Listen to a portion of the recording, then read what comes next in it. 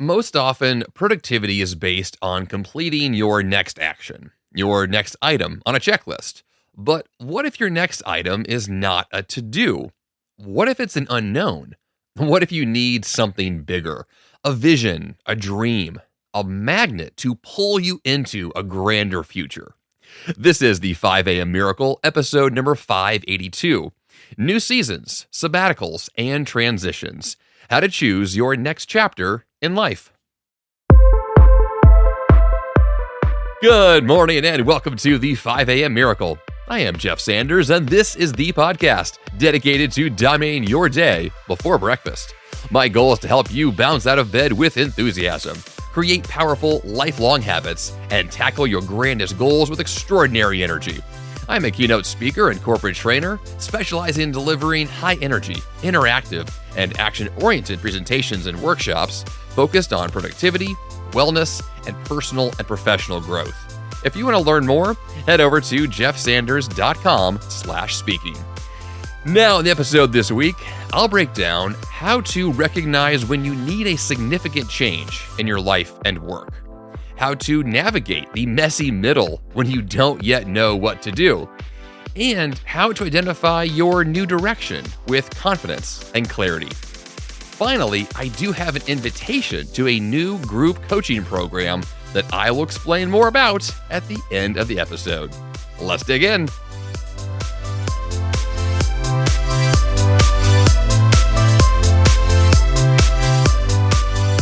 So I have a stack of books next to me today on my desk as I record this. And what I did was I pulled out a variety of books off my bookshelf that represent a pivot point. These are books that have defined my life and especially my transitions at so many various stages. You have heard all of these books on this podcast over the years, most of them dozens or even hundreds of times. I reference them that often because they mean that much to me. Everything from the classic Getting Things Done by David Allen, if you love productivity, to Ultra Marathon Man by Dean Karnazes, if you love to run marathons or ultra marathons. The 80-10-10 Diet by Dr. Douglas Graham, if you're super into fruits and veggies like I am. Stephen Pressfield's Turning Pro, among many other books he's written that I absolutely love. And the most recent book that I have read and not really discussed at all in this podcast yet, because it is brand new to me, is a book called The Simple Path to Wealth by J.L. Collins. Now, I could go on and on for days about all the books that I've read and loved, but this episode is not about all the books that I've read, or really any one in particular. This is about what they represent. All of these books and more represent symbolically these massive shifts in my life, these pivot points that have absolutely fundamentally changed my direction. I would argue that books have changed my life more than most things, possibly more than anything except for actual real life experience. So the conversation this week is about finding ways to navigate new seasons.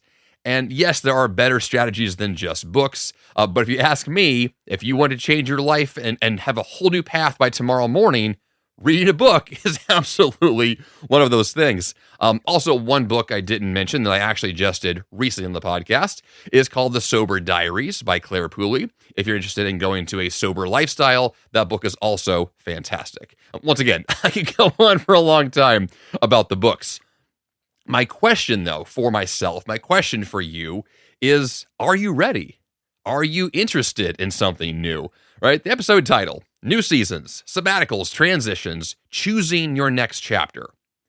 The word choose, I'm going to underline for a second. Not every life transition is a choice. Some choices are thrust upon you. One life pivot point I did not mention yet is when I became an entrepreneur. And technically, by definition, I did choose to begin a process to work for myself and no longer have a traditional 9-to-5 job. However, I was thrust into that transition by being laid off. When the company I worked for went bankrupt and everyone was just lost their jobs overnight, well, I was one of those people. And when that happened, I had a pivot point. I had a choice to make. And the funny thing was that I was offered another job right away from my old boss. He had moved on to a new company very quickly, and invited me to go with him. And I said no. And when I said no to him, I knew emphatically in that moment that I had just chosen to be an entrepreneur forever. I didn't realize the power of that choice in the moment, but yet I did. Because we have that clarity when certain things happen, we know everything's going to be different tomorrow because of what just happened just now. And when I think about the best seasonal shifts that I've had, these pivot points, these transitions, whenever they've happened to me, it has always been surrounded by a mental shift and this clear decision on my part to say, I'm no longer going to be the old me, and I know it. And even if I'm not actually emotionally ready for it, even if I don't even understand what's going to happen next, I don't know. The uncertainty is just palpable. And yet, the clarity about entering into that uncertainty is absolutely true and real and tangible. And so on the episode this week, what I want to try to do is navigate this feeling that we have, that subconscious gut feeling, that intuition, when we know there's big change on the horizon, something is happening here. And even though I can't see how this whole thing will play out, I don't know if it's going to be for better or for worse. I don't know if this big choice is going to backfire on me or not. I'm in. It doesn't matter. I'm still going to go do it anyway. And that happened to me when I chose to go vegan in my mid-20s. It happened when I became an entrepreneur. It happened when my wife and I chose to have kids and then discovered we need to have fertility treatments to have kids at all, and choosing that path as well. Just the list goes on of these major life moments when you know if I say yes to fill in the blank, everything is going to be different. So let's start with this first component of how to recognize when you need change in your life and work. The first piece of this is that you already know. You're already there. I don't have to tell you that change is needed or that change is coming. Change is inevitable. It's always part of life. I'm not talking about the daily, ebb and flow of things. I mean the big moments. The ones where you look back at your life in the last 20 years and say, here they are, the top 3. They're very clear. And when these things happened, everything was different. You know if that's happening to you right now, or you know that you need it because you're just dying for it for a long, long time. I would argue that if you don't think you need a change like that, you probably don't. If I'm talking about this and you're nodding your head and smiling and saying, yes, I'm ready, you're already there. There's change is one of those things where you know it when you're in the moment. It's just clear. Now, if it's not clear and you're thinking, well, Jeff, I don't know. Maybe I do need a life change and I just don't realize it yet. Well, let's just walk through these criteria that I outlined that I think will help really clarify this for you. The first is that you are always stressed out. Anyone who experiences stress, chronic stress, constant stress, always there, never truly feeling relaxed, never truly feeling like you've got your ducks in a row. If stress runs the show, you not only want a change, you have needed a change for a long time. And the stress could be coming from anything, from your job, from your family, from you name it. Stress comes at us in 1,000 directions.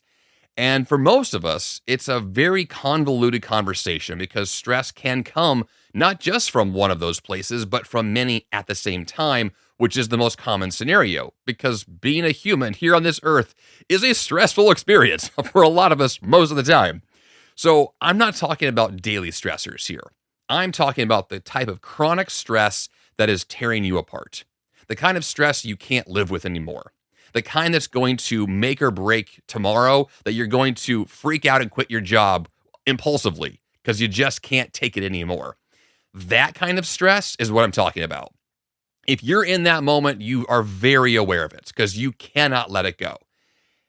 I'm going to argue that that's the most important time to not make any decisions, which is going to sound backwards from all the advice this week. But there are moments in your life when making choices is the right call, and there are moments in life where making a decision in the face of stress, fear, anxiety, panic, chaos is not the right time for a major decision. It's the right time for a break. It's the right time for a nap. But it's not the right time to actually make the call about moving forward in a new direction, yes or no. So from that perspective, if you're asking yourself, well, am I in need of a big change? And stress is the driving force in your life. Step one, calm down. Take a walk. Reflect on your experience when you back away long enough to see it with calm, rested eyes. And then you can lean into these other criteria to ask the question, what kind of change is needed now? And what is the best call for me to make? I have a tendency to sign contracts very quickly. I'm the kind of guy who, if someone comes to my house, let's say like a repairman comes for an estimate, and they're saying, oh, Jeff, your house is messed up and we can fix it. And here's a contract. If you sign today, we'll give you 10% off, or what are the cases? That happens to me 1,000 times every year. And I'm the kind of guy who just says like, all right, great, let's do it. Sign the paperwork. Oh my gosh, it's expensive. Here we go. I love change so much that I say yes all the time to all kinds of things. It's a real sticking point with me. It's a problem, right? Well, recently, my father-in-law actually pointed out to me that this was an issue of mine. He didn't even know it at the time, but the story he told made it very clear that his perspective was one of a slower pace, that his approach to signing contracts and big life choices was much more calm, much more measured, much more mature. And when I heard him talking about this, it dawned on me, you know what? That's what I need to do. That's when the aha moment kicked in. The clarity came from someone else. One of the biggest revelations you're going to have about change is that oftentimes it's not an internal epiphany. It comes from someone else, and then you realize it yourself. Someone else will say something, maybe on a podcast, who knows? In my case, with my father-in-law, telling me something just from his perspective. He was very nonchalant about it. And yet for me, it was this massive moment of, oh my gosh, I get it now. That is who I am. That is what I do. I'm glad I've learned that now so I can take a slower approach to major life change. And so you may approach these things in very different ways than I do. But my advice would be that if you are considering something significant, if you're looking for the next big move, do not make that decision in duress. Do not make that decision hastily or on the spot. Don't sign big contracts the day of. Don't do these types of things, right? Think about these things. Ponder them. Because a little bit of time goes a long way to get the clarity you need to ask the right questions and make the right move.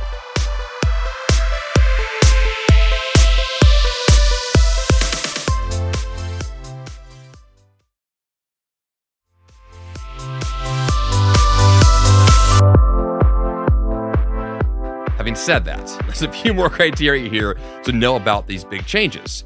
The next one is, let's imagine a scenario where you don't want to do the thing that I talk about on this podcast all the time, which is you don't feel that energy behind my statement of bouncing out of bed with enthusiasm.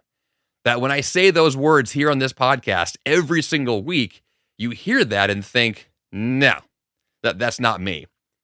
And you think that because you're not looking forward to tomorrow. Because tomorrow sounds like another down day, another stressor, another difficult moment, another just drudgery to have to fight through. This is paired with the stress conversation, but it is one of those where if tomorrow morning at 5 a.m. or 6 a.m. or what time it is you get out of bed, if that alarm clock goes off and you are mad about it, if you are not excited for the day, I would argue change is needed. Now, everyone is a little bit different in terms of how they wake up in the morning. I get that. But I'm talking about the emotional response to a new day beginning. If you're not on board with tomorrow morning, something should change now. Change today so tomorrow can be better. And if you're not looking forward to tomorrow, you are in this camp of needing change. Positive change, real forward-moving, awesome life adjustments. Because that's what's going to allow you to have that experience of bouncing out of bed with enthusiasm, as opposed to any other negative emotion you might be feeling. Another criteria, let's imagine that you are constantly tired, sick, or just far from your healthiest, best self. I constantly talk about health on this podcast through the lens of a productive high achiever. And I do that for one reason, which is that I view myself as the kind of person who wants to achieve big goals, but recognizes that there is no way those goals are going to happen if I'm tired and sick and falling apart. And so if you care about your personal goals, professional goals, career, family, anything, if you care about your life, you don't want to experience all of those struggles of goal achievement that are already built into the process while also being sick, while also being tired, while also having to struggle with your personal health. It just is a ball and chain to carry around. It makes everything harder. And so if that's you, if you know yourself, you can see yourself in the mirror, you feel that experience every day. If you feel like that is your story, change is needed. Another criteria. If you experience a lot of tension in your close relationships, I say this from personal experience of knowing that whenever I find myself getting kind of snappy, kind of argumentative, right? I get set off by little things, and it hurts my marriage, hurts my business partnerships, it hurts me talking to my friends and neighbors. I can feel it in myself when my personal tension is increasing, right? When that boiling point is getting closer and closer. Whenever that's happening, generally for me, that just simply means I'm doing too much. That overwhelm is taking over, and that what I need to do is slow down, calm down, and once again, go for a walk, go for a hike, go get outside. I'm going to say this a lot because this is one of the absolute best things to do when times are difficult, when you're feeling the pressure of life, is you need to be able to step back in some way that is clear and reflective and calm. And taking a walk in nature is one of the absolute most effective means to do that. Hopefully well rested and well hydrated, but really the time in nature it's such a powerful strategy here. So the criteria on this one is tension. If you feel the tension in your relationships, that could be a sign that change is on the horizon. And the final criteria to recognize when you need significant change is that you're bored. You just don't care. You lack the interest. You're apathetic. You just don't want to get out of bed tomorrow morning because it just doesn't sound fun at all. I've been there. I know that feeling. Fortunately for me, I experienced most of that in my life when I was much younger, when I was in high school, maybe early 20s a bit. But for the most part, that was me in school. Right? That was my feeling of boredom and lacking interest was me a long time ago. Me as an adult, I'm much too stressed out to be bored. That's the reality. But you may be in a position where your day job, your day-to-day rhythm, your grind that you're in, it just doesn't interest you, right? Maybe it did for a while, but you got good at it, which is a very common response to a lot of jobs. The first part of it is difficult. You learn a new skill. You have a whole new season to begin a new chapter. But after a while, you level out. You hit a plateau. And if you stay in that plateau for too long and boredom kicks in and becomes the norm, life is pretty drab, right? It's just the same thing over and over without change. You're going to know that feeling and know that change is required and has been for a while. And boredom is one of the best places to spice things up. It's one of the best times to find something new, to explore a whole new chapter. Honestly, that's where books really come in. Books are one of the absolute best things to gravitate towards when you're looking for inspiration, when you are seeking out something new and exciting, looking for that magnet to pull you into something that's going to be your next big thing. So with all those criteria in mind, everything from stress to tomorrow morning might suck, to your health is off, there's tension, you're fighting, or you're bored, or any of these criteria, and you're ready for change. Let's discuss now the next phase, which is how to navigate the messy middle when you're not sure yet what to choose. So in this first part, we know change is needed. But now the question is, change to what? Where are we going to go? This is where I get stuck, right? I know when change is needed. It's usually very intuitive. But knowing what to choose, that's where we all get stuck. So let's go there. The first step to take if you are stuck in this messy middle is to take that big step back we discussed already. Now, how big of a step is going to vary widely. Everything from a few minutes to take a couple of breaths, all the way to a full sabbatical and a year off to really, try a whole new thing. My question to you is not how long of a break do you need? My question is, what do you expect from the break? Because that's going to dictate how long you really need, what that might actually look like, and of course, there are plenty of life factors that will determine how much time you actually practically have. I've never had a traditional sabbatical, but I have taken extended breaks that are very minimized. In other words, I'll take a regular season of my life and just cancel everything I possibly can. And this is where I think most of us have a lot of power we don't realize. You could look at your calendar and say, well, the calendar is filled with stuff. I've got activities and meetings and requirements and obligations, and I'm dying for a break. I'm dying for some opportunity to not do all this stuff, but I can't because I'm stuck in the obligations of these responsibilities. But here's the thing. You have a lot of power. You can cancel stuff. You can just not show up to things. That sounds weird. Someone like me, if I say yes to something, I will show up. So to cancel something, to say no, to back out, to not be there when I said I would be there, sounds like a major faux pas. It sounds like a part of my identity I can't live with. But the reality is that saying no or saying no after the fact is a thing. And it's a real powerful thing, and it's a necessary thing. It's a skill set. It's a necessity in these moments when your life is not going the way it should be going.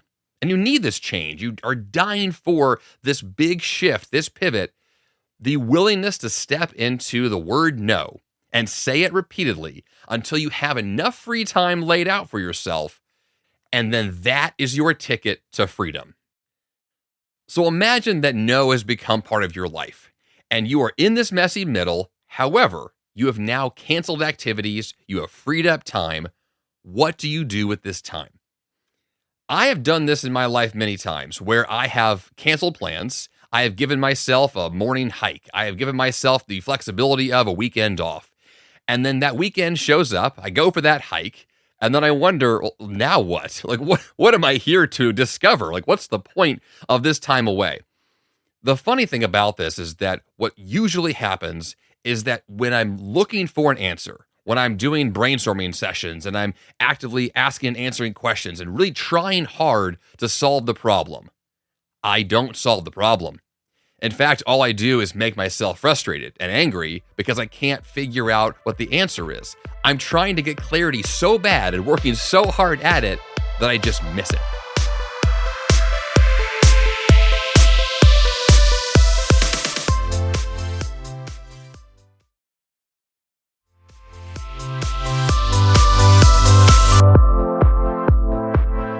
The point of taking time away and the point of a long hike, the point of a weekend away or a retreat session or anything that's going to give you the flexibility of time and a breather is that you just take that time and you breathe. And it's only in the calm that these epiphanies will just show up on their own. And you don't have to force it and you don't have to try so hard.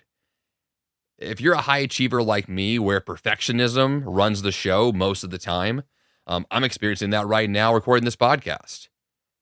It doesn't work.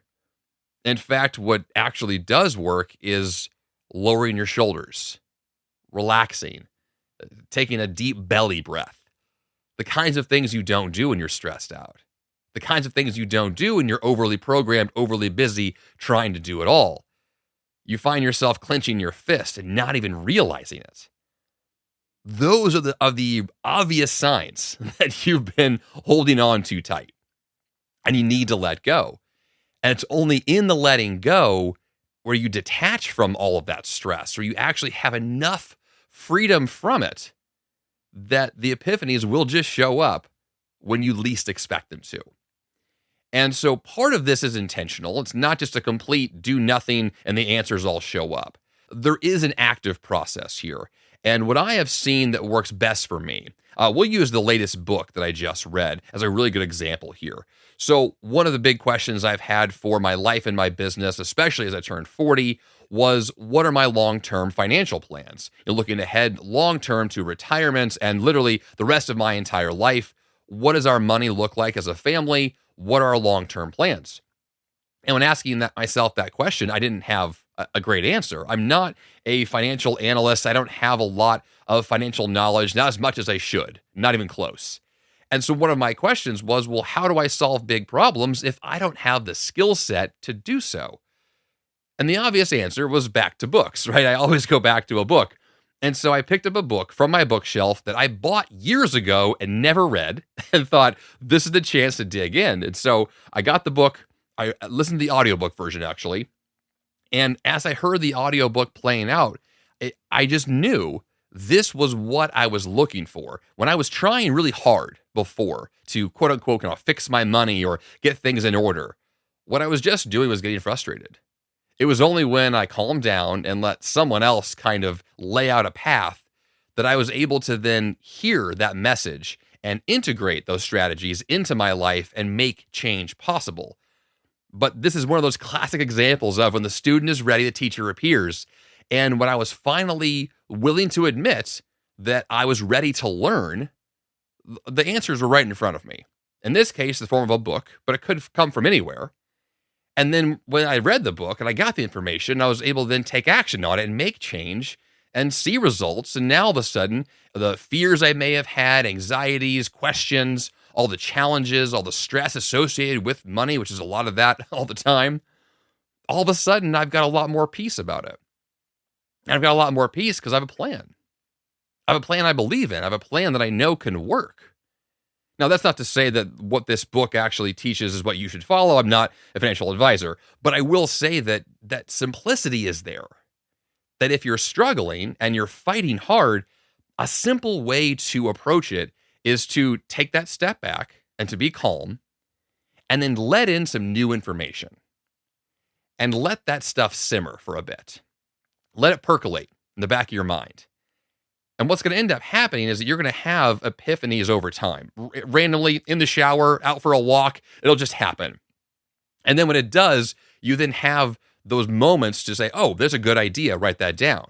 And then tomorrow I'll take action on it. And then I'll take that action. Then I get another idea that leads to another and another and another. And next thing you know, you've snowballed yourself into progress, solving problems and seeing change take place. And it all stemmed from your willingness to just take that constant state of stress, back away from that for a few minutes, gain some clarity, get some new information, and then act on it. And the pivot point, the moment where everything changed, in this case, it wasn't the book that I read. It was the decision to read the book. The decision to say, I'm going to tackle this part of my life now on purpose.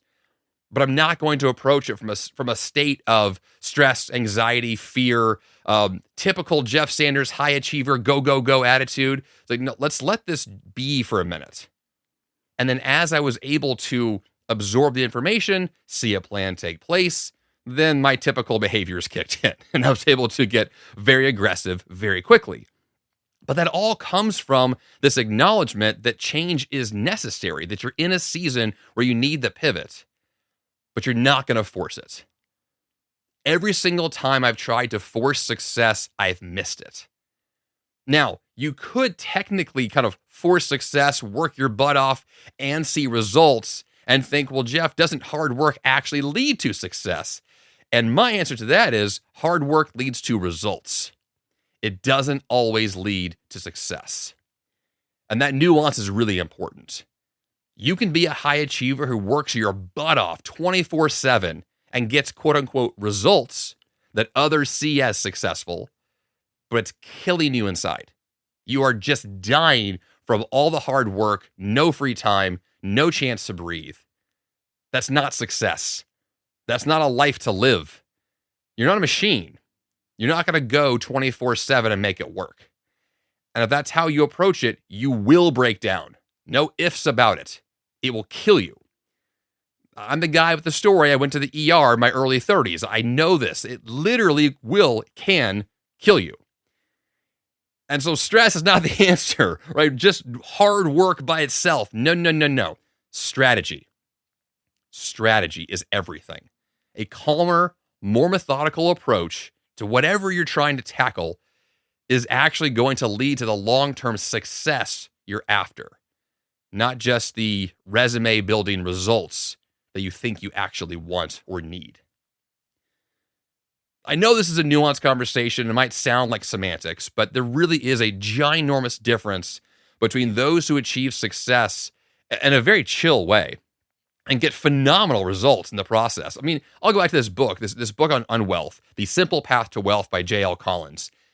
His name is Jim. Jim Collins has such a chill attitude. I heard the audiobook, and when I did, it was so clear that he just gets this. And it's not a stressor. It's not a fear. It's not anxiety producing. It's just what he does. It's so matter of fact. And that sounds bizarre when you approach anything in life. Let's take weight loss as a good example, marriage counseling. You're thinking like, oh my gosh, I've got these challenges and I want to fight through things. And someone else, it's no big deal, right? They've got it down. Well, you want to mimic those people. Not the ones who are hyperactive and really aggressive, but the ones who just get it. They just get it. It's just who they are and what they do. Those are the people who truly have it nailed down. And when you find those people, your success is all but guaranteed too. Let's now shift to the final section here, which is how to identify your new direction with confidence and clarity. You know, one of the best strategies that's worked really well for me in my own massive life pivots is increasing my awareness. It is keeping my eyes open, specifically for new things that draw me in and light me up and cause me to feel excitement and nervousness at the same time.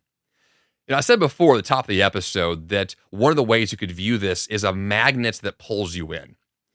One thing that has been so undeniable for me in the process of trying to force success versus just letting it happen is the magnet metaphor.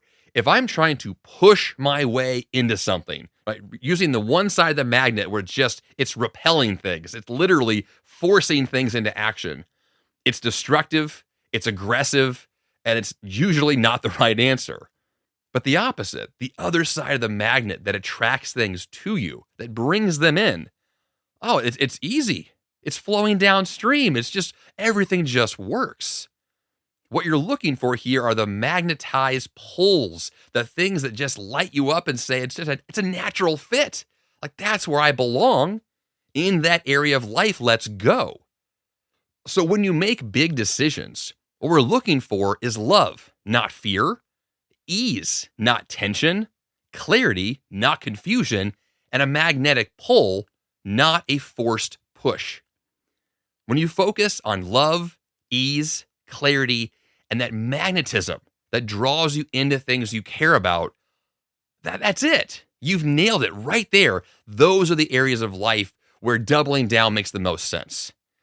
But the opposite is also true.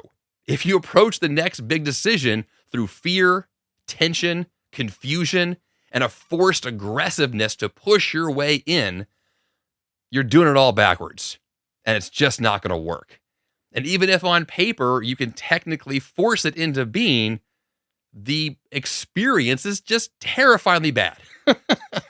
Well, I can't miss the opportunity here to use the marathon metaphor that I use all the time.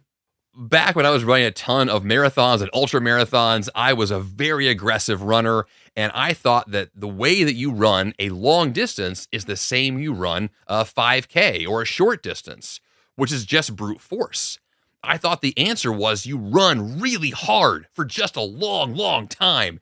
And those who are successful at marathoning and ultra marathoning, man, they can run hard and strong for hours and days on end. But that is not it. In fact, all it's going to do is break your body into a million pieces. The answer to endurance activities, and that could be endurance in sports or endurance in life. If you want to survive for the long haul, you have to go at it with a much calmer approach, much easier, much more of a gliding motion, and you ease your way into the long distance, and you just find a rhythm you can maintain, a very progressive rhythm that might look aggressive on paper, but your experience in it's just chill. You're flowing downstream. You're just going with the flow. You're making it work, but you're not forcing it. And if you feel like you have to force it, that generally means you're just not ready yet.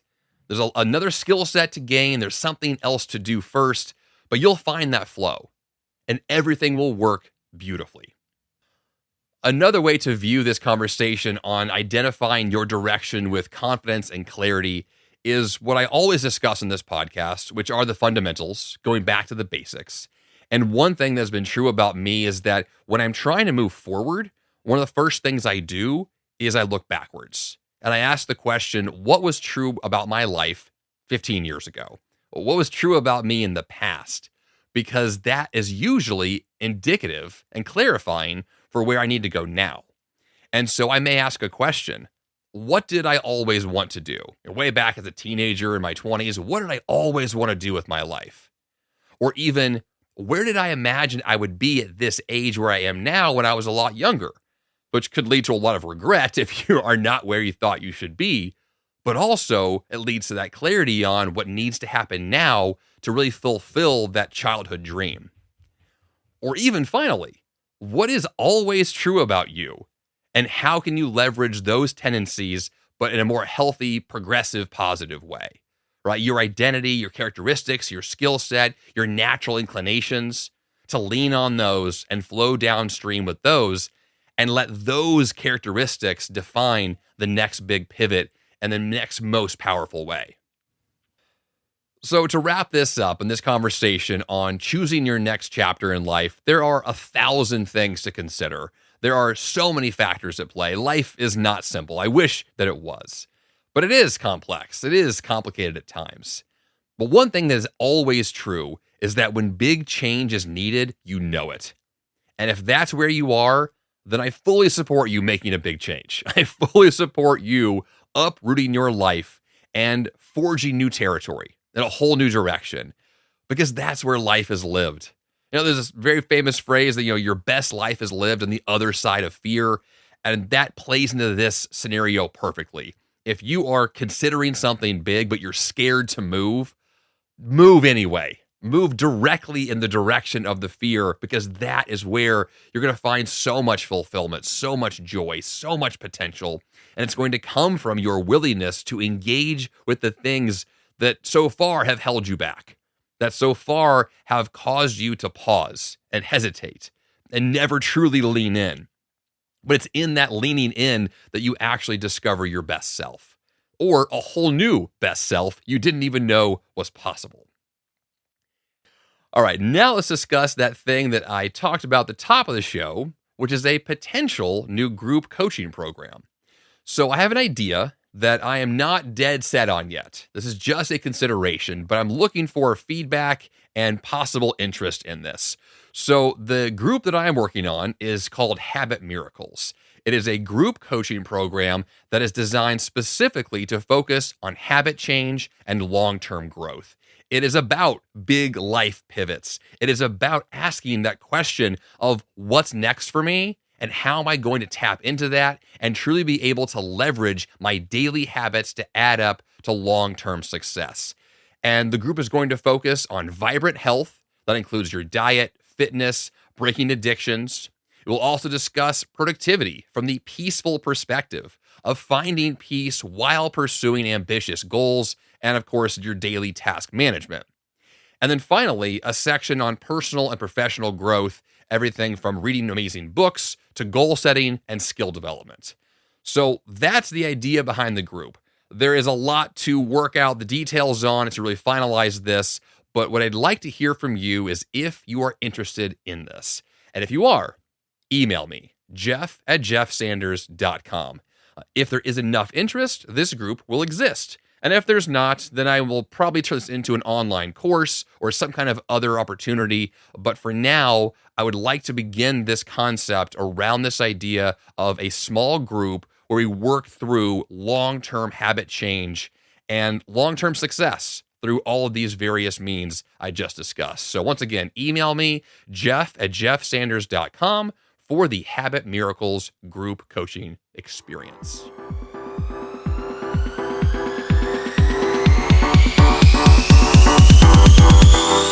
Hey, for for the action step this week.